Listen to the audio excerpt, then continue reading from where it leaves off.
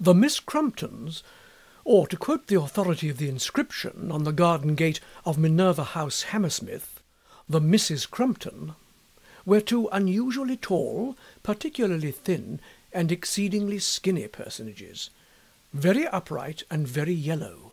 Miss Amelia Crumpton owned to 38, and Miss Maria Crumpton admitted she was 40, an admission which was rendered perfectly unnecessary by the self-evident fact of her being at least 50. They dressed in the most interesting manner, like twins, and looked as happy and comfortable as a couple of marigolds run to seed. They were very precise, had the strictest possible ideas of propriety, wore false hair, and always smelt very strongly of lavender. Minerva House, conducted under the auspices of the two sisters, was a finishing establishment for young ladies, where some 20 girls of the ages of from 13 to 19 inclusive acquired a smattering of everything and a knowledge of nothing.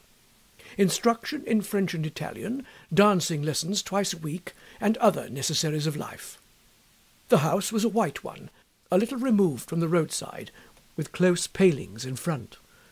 The bedroom windows were always left partly open to afford a bird's-eye view of numerous little bedsteads with very white dimity furniture, and thereby impress the passer-by with a due sense of the luxuries of the establishment.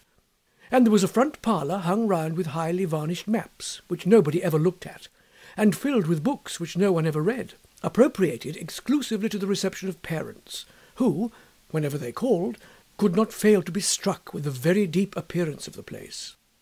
"Amelia, my dear," said Miss Maria Crumpton, entering the schoolroom one morning, with her false hair in papers, as she occasionally did, in order to impress the young ladies with a conviction of its reality.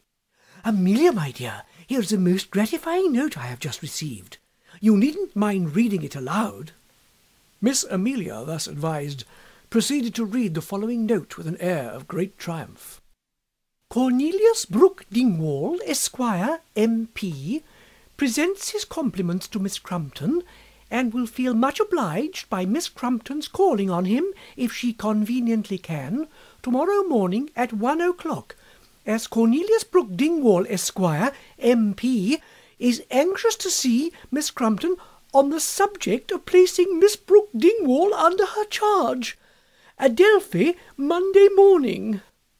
"A Member of Parliament's daughter!" ejaculated Amelia in an ecstatic tone. "A Member of Parliament's daughter!" repeated Miss Maria with a smile of delight, which, of course, elicited a concurrent titter of pleasure from all the young ladies. "It's exceedingly delightful," said Miss Amelia, whereupon all the young ladies murmured their admiration again.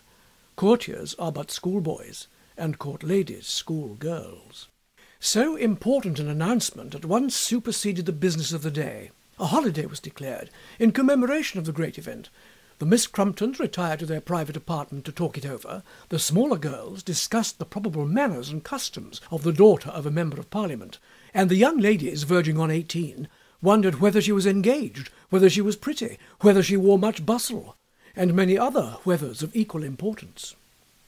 The two Miss Crumptons proceeded to the Adelphi at the appointed time next day, dressed, of course, in their best style, and looking as amiable as they possibly could, which, by the by, is not saying much for them. Having sent in their cards through the medium of a red-hot-looking footman in bright livery, they were ushered into the august presence of the profound Dingwall. Cornelius Brooke Dingwall, Esquire, M.P., was very haughty, solemn, and portentous. He had naturally a somewhat spasmodic expression of countenance, which was not rendered the less remarkable by his wearing an extremely stiff cravat. He was wonderfully proud of the M.P. attached to his name, and never lost an opportunity of reminding people of his dignity. He had a great idea of his own abilities, which must have been a great comfort to him, as no one else had. And in diplomacy, on a small scale, in his own family arrangements, he considered himself unrivalled. He was a county magistrate, and discharged the duties of his station with all due justice and impartiality, frequently committing poachers, and occasionally committing himself.